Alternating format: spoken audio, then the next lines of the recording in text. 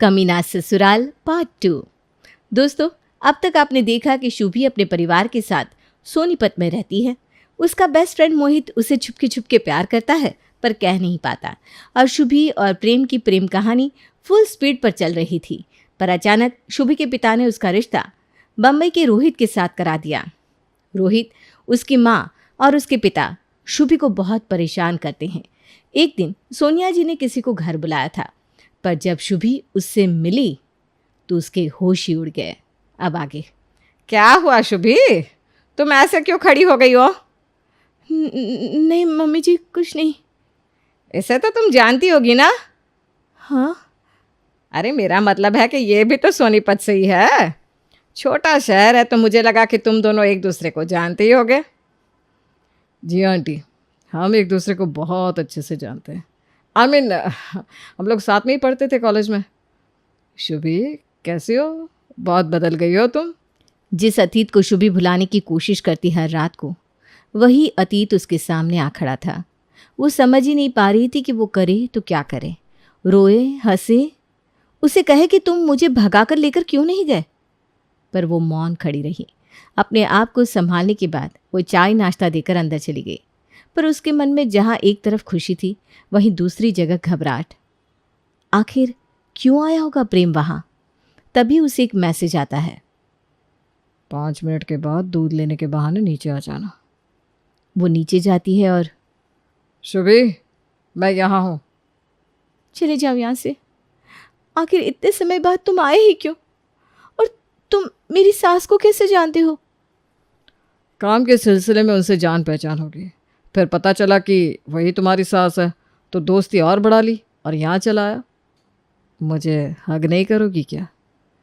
ये सुनते ही शुभी जोर से उसके गले लग जाती है और रोने लगती है। मैं मानता हूँ शुभी कि मैं उस समय तुम्हारे लिए स्टैंड नहीं ले पाया, पर देखो अब मैं यहाँ हूँ तुम्हारे सामने, तुम्हें लेने आया हूँ। अब ध्यान से सुनो। और प्रेम और शुभी भागने का प्लान बनाते हैं। अगले दिन प्लान के मुताबिक शुभी सबके खाने में नींद की गोली मिलाकर डाल देती है, जिससे सभी घर वाले सो जाते हैं और प्रेम शुभी को लेकर भाग जाता है। वो पास ही के एक ट्रेन में बैठ जाते हैं। ओह माय गॉड, मुझे विश्वास नहीं हो रहा प्रेम कि हम भाग गए। ये 1 साल में मैं भूल ही गई थी कि बाहर की दुनिया कैसी होती है। Thank you Prem, thank you so much. अरे मेरी प्यारी बेबी, इसमें थैंक यू क्या? मैं यहाँ हूँ, यहाँ हूँ, यहाँ।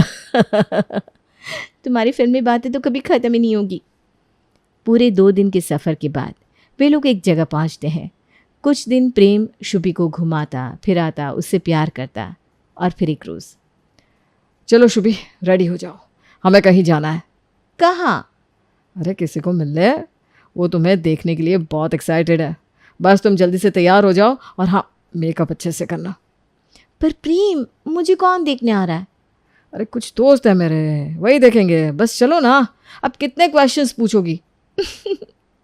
ओके बाबा, अभी तैयार होकर आती हूँ।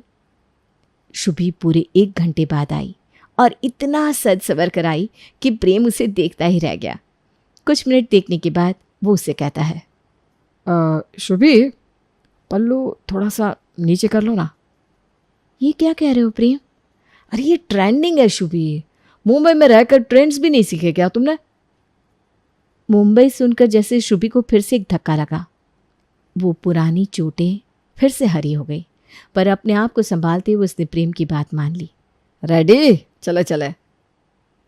थोड़ी दूर ड्राइव करके प्रेम शुभी को एक पुराने टूटे सुनसान से घर में ले जाता है। प्रेम, ये क्या मजाक है? ये कैसे जगह लेकर आए हो? सुनो, मुझे ना ऐसे मजाक बिल्कुल पसंद नहीं है। 2 मिनट रुक जाना। जब देखो कचर कचर कचर चलता रहता है, तेरा मुंह बंद कर। चुप, एकदम चुप। ये सुनकर शुभी घबरा जाती है और शांत हो जाती है। कुछ देर बाद कुछ आदमी आते हैं। उसमें से एक मुखिया जैसा दिखने वाला आदमी आता है और पास ही के एक आराम कुर्सी पर बैठ जाता है। यही है वो लड़की?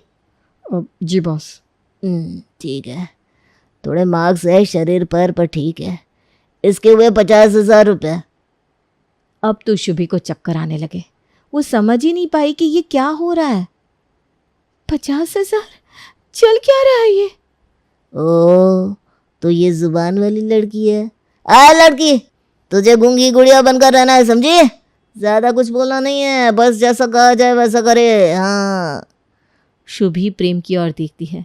हैरानी से, परेशानी से, कई सवाल थे उसके मन में, पर प्रेम तो जैसे उसे देख ही नहीं रहा था। वो अपने पैसे लेकर चला जाता है और शुभी को वहीं छोड़ जाता है।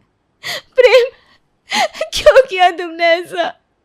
एक नरक से उठाकर तुमने मुझे दूसरे में क्यों फेंक दिया? मैंने कुछ नहीं किया। अगर कुछ जानना है ना तो अपनी सास से पूछो। उसी ने मुझे बुलाया था और ये डील फाइनल की। तुम्हारा वो शेयर मार्केट वाला पति वो खुद ये काम कमीशन पर करता है। अब तुमसे दहेज लेकर और मुझसे कमीशन लेकर वो जा रहा है अपने लिए नई लड़की लेने। और ये कहकर प्रेम चला जाता है। वहीं शुभी उधर ही थम से गिर जाती है। 1 हफ्ता हो गया था इस बात को। शुभी की आंख खुली किसी की जोर से लात मारने से। वो जैसे ही उठी उसे पूरे शरीर में दर्द महसूस हुआ। वो देखती है, बहुत कम रोशनी थी और वहां पर वही सौदा करने वाला आदमी था। चल, उठ गई ना 1 हफ्ते बाद? अच्छा है। वैसे तो जिस काम के लिए तुझे खरीदा था उसमें तो तू बेकार निकली।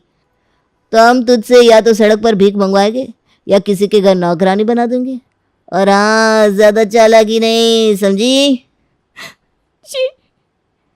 ये कहकर वो आदमी चला जाता है, पर उसके अंडर में काम करने वाले लोग शुभी पर कड़ी नजर रखते। ना वो उसे खाने को देते, ना पहनने को।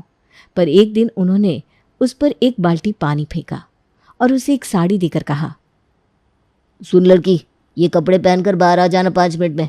कोई चालाकी नहीं, समझी? वरना तुझे ऐसी जगह भेज देंगे कि यमराज भी तुझे ढूंढ नहीं पाएगा। शुभी फटाफट साड़ी पहनती है और बाहर जाती है। वो लोग उसे गाड़ी में डालकर किसी घर के बाहर खड़ा करवा देते हैं।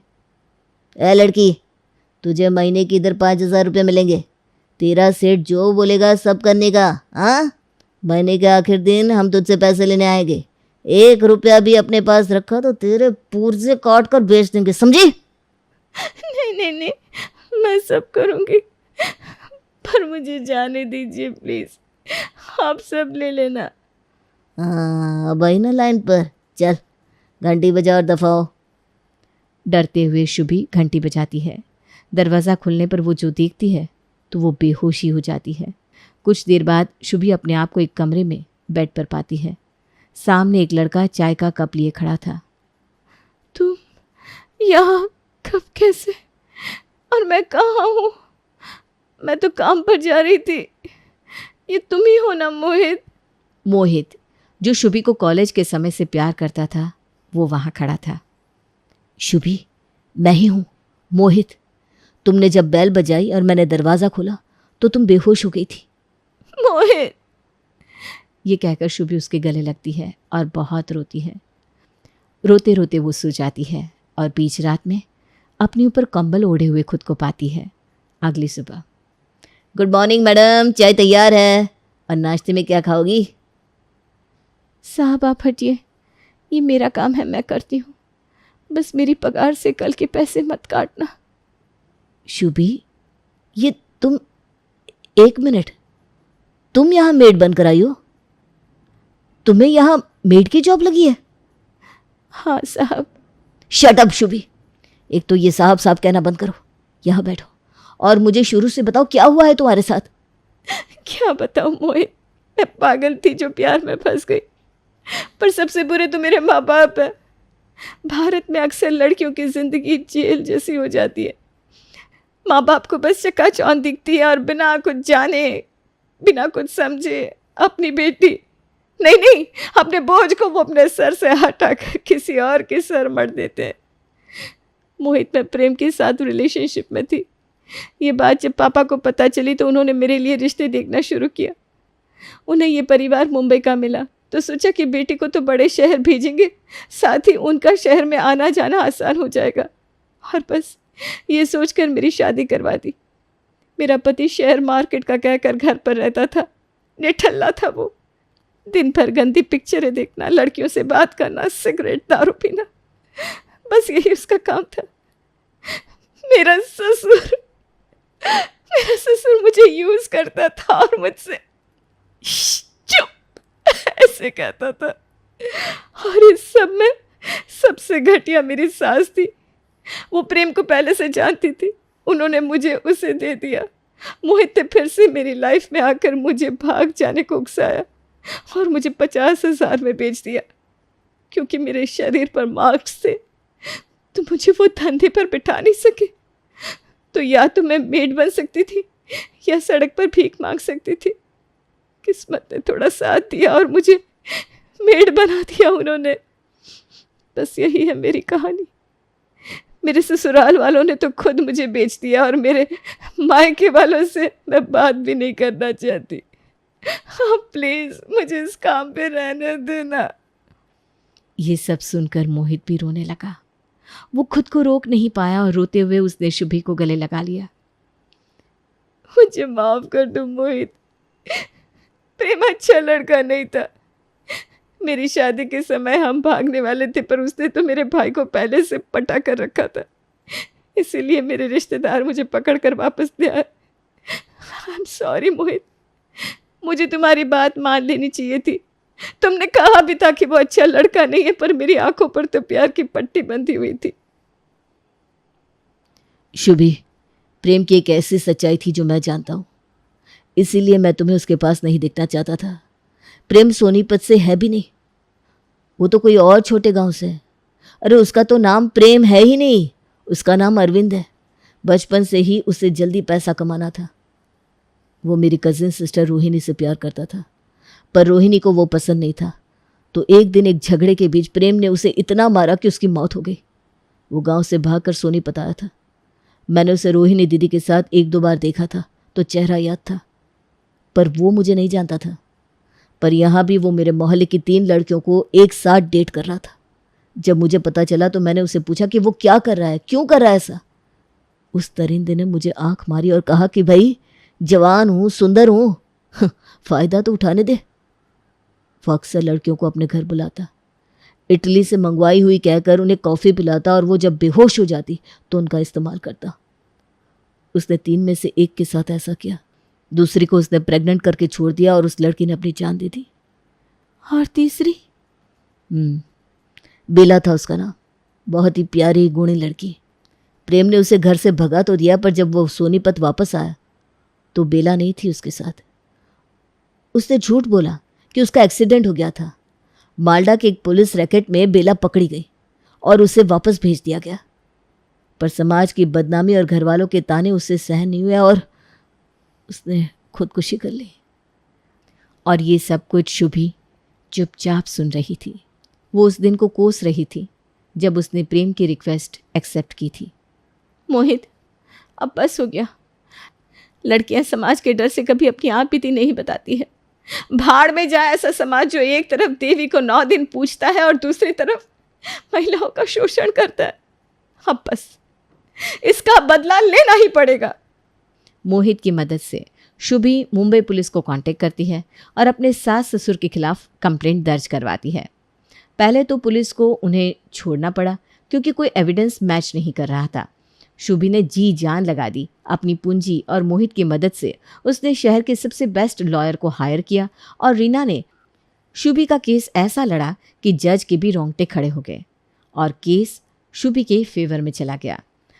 पता चला कि उसका पति ऑनलाइन लड़कियों को डेट करता और उनकी अभद्र तस्वीरें खींचकर उन्हें ब्लैकमेल करता या फिर मोटे दहेज से उनसे शादी करता। पिता उन मासूम लड़कियों का शोषण करते और अपने शौक पूरे करते और माँ वो काम का बहाना लगाती, पर उसका असली काम था उन लड़कियों को बिकवाना, इल्लीगली ड्रग्स सप्लाई करवाना, मिलावटी शराब बेचना, यहाँ तक कि लोगों का मर्डर करवाना कोर्ट के बाहर। मुझे माफ कर दो शुभी, मैंने सच में तुमसे बहुत प्यार किया था। और तुम तो बेटी हो मेरी, मैं अंधा था जो तुम्हारी अच्छाई नहीं देख सका। Get lost. इससे पहले कि मैं चप्पल से मारूं, दोनों को दफा हो जाओ। अब सड़ना जेल में अपनी बाकी की उम्र। शुभी बेटा सुनो तो। क्या? यही कि खेल खत्म नहीं हुआ है शुभी। अगर मैं इतने साल नहीं पकड़ी गई थी तो क्या आज पकड़ी जाती? तुम बेवकूफ़ हो। मैं जल्द ही तुम्हें मिलूंगी, फिर चाहे तुम दुनिया के किसी भी कोने में क्यों ना हो। और ये कहकर कांस्टेबल के धक्के से सोनिया आगे चलने लगती है। तभी मोहित शुभी का हाथ थाम लेता है। शुभी, ये बुढ़िया पागल हो गई है, बहुत फिल्मी लगती है मुझे। मैं तुम्हें कह रहा हूं, कोई कुछ नहीं कर सकता तुम्हें। शुभी, ये अच्छा नहीं किया तुमने।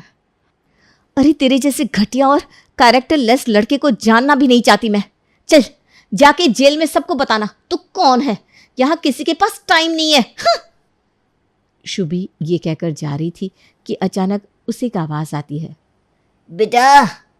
शुभी। माँ, पिताजी आप यहाँ? बेटा, ये केस तो देश भर में मशहूर हो गया है, लोग चर्चा कर रहे हैं और तेरी बहादुरी को सैल्यूट कर रहे हैं। बेटा, मुझसे बहुत बड़ी भूल हो गई थी। हाँ बेटा, हमने बहुत बड़ी गलती कर दी। हमें सोच समझ कर, जांच पड़ताल करके ही तुम्हारी शादी करवानी चाहिए थी। पर अब मैं ही इसे ठीक करूँगा। तू चल बेटा, चल वापस सोनीपत। तेरे लिए वहाँ एक अच्छा रिश्ता देखेंगे, पूरी जांच करके, और फिर तेरा घर बसाएंगे मेरी लाडो। हाँ बेटा, इस बार देख कर ही सब करेंगे। तू भी उसके साथ घूमना, बातें करना और फिर कोई फैसला लेना। चल बेटा अब घर, तेरे भाई बहन तेरा इंतज़ार कर रहे हैं। शुभी उन्हें एक पल के लिए देखती रहती है और फिर कहती है, आर यू सीरियस? मेरे साथ इतना कुछ हुआ, इतना कुछ, और आप आज 2 साल बाद मुझसे मिलने आए हो?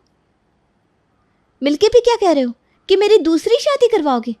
अरे शादी शादी शादी, भाड़ में जाइए शादी। ऐसा कमीना ससुराल आप लोगों ने मुझे एक बार दे दिया, उसमें भी आपका मन नहीं भरा क्या? और आपको क्या लगता है कि इतने बड़े हादसे के बाद मैं दोबारा शादी करूंगी भी? बिल्कुल नहीं। और अगर करूंगी भी तो अपनी मर्जी के लड़के से, ना कि आपके बताए हुए घटिया रिश्तों से। शुभी, पर तेरी मर्जी तो प्रेम थी, देखा ना तूने उसने क्या किया तेरे साथ। पापा, तब मैं बच्ची थी, नहीं समझती थी भला बुरा, मानती हूँ ये बात, पर माँ बाप होने के नाते क्या आपका ये फर्ज नहीं बनता था? क्या आप मुझे किसी के झोले में दान की तरफ फेंकने के बजाय मुझे समझते? अरे एक बार देख लेते उसे और फिर मुझे समझाते। मैं समझती ना पापा, कम से कम इतने नर्क से तो नहीं गुजरना पड़ता मुझे। तो क्या जिंदगी भर कंवारी रहेगी तू? क्यों नहीं, क्या खराबी है कंवारे रहने में? मुझे देखो, शादी की थी तो कैसी हालत हो गई थी, और आज देखो एकदम हेल्दी और हैप्पी। और वैसे भी मेरी लाइफ में अब कोई है। कौन बेटा? क्या करता है वो? क्या नाम है उसका? कैसा दिखता है वो? तभी शुभी मोहित का हाथ पकड़ती है और कहती है, माँ, पिताजी, ये मोहित है। कॉलेज से जानते हैं हम एक दूसरे को, इसी ने मुझे बचाया और मैं इसके ही साथ रहती हूँ। मुझे ये पसंद है। शादी आई डोंट नो, पर मैं इसी के साथ रहती हूँ और रहना चाहूँगी। ये क्या बदसलूकी हुई शुभी? बिना शादी किए एक गैर लड़के के साथ कैसे रह रही हो? कोई समझ है कि नहीं तुम में? ये दुनिया, ये समाज, ये लोग, ये सब क्या कहेंगे? अरे कोई कुछ नहीं कहेगा पापा, किसी के पास इतनी फुर्सत कहाँ है। और हाँ, इस समाज की बात कर रहे हैं ना आप, जो कितनी ही ऐसी तड़पती मरती हुई लड़कियों को देखकर भी अनदेखा कर देता है। अरे अगर इतना ही बुरा लग रहा है इन्हें तो मुझे छोड़ो। ये समाज में होते हुए बलात्कार, यौन शोषण और दूसरी समस्याओं के लिए आवाज़ क्यों नहीं उठाता? क्यों कोई गरीब बच्चों की मदद नहीं करता? क्यों सड़क पे हुए किसी हादसे या एक्सीडेंट को छोड़ अपनी एसी गाड़ी में आगे निकल जाता है? क्यों ये समाज लड़कियों को चुप रहो कहता है? सारी बंदिशें क्या लड़कियों पे ही लगाओगे? अरे लड़कियों को बोलना सिखाओ, उसे विश्वास दिलाओ कि बेटा कुछ भी कभी भी ससुराल वाले कहे या करे जो गलत है तो हमें आकर बताना, डरना मत। बोलो, ताकतवर बनो, कभी गलत सहना मत बेटा। ये विश्वास क्यों नहीं दिलाता पापा? शुभी को पता नहीं चलता, पर आसपास के लोग उसकी बातें सुन रहे थे। लोग जो अब तक वहां कोर्ट का फैसला सुनने के लिए आए थे एकदम चुप हो गए थे। एक सन्नाटा था। शुभी ने आज 200 लोगों को अपनी बात सुनाई। अब लोग शुभी को अपना आइडल मानने लगे थे। उसके इंटरव्यूज़ और पॉडकास्ट में वो सबको अपने हक के लिए आवाज़ उठाने की प्रेरणा दी थी। और वो मोहित के साथ स्विट्ज़रलैंड शिफ्ट हो गई थी 2 साल बाद। मोहित चलो ना, आज बर्फ का मज़ा लेते हैं, बाहर चलते हैं ना। हाँ हाँ चलो। दोनों पार्क में चल ही रहे थे। मोहित कुछ आगे चला गया और शुभी जूते की लेस बांध रही थी कि अचानक किसी ने उसकी पीठ थपथपाई। शुभी मुड़ी और, क्यों? कहा था ना मैंने कि मैं आऊंगी।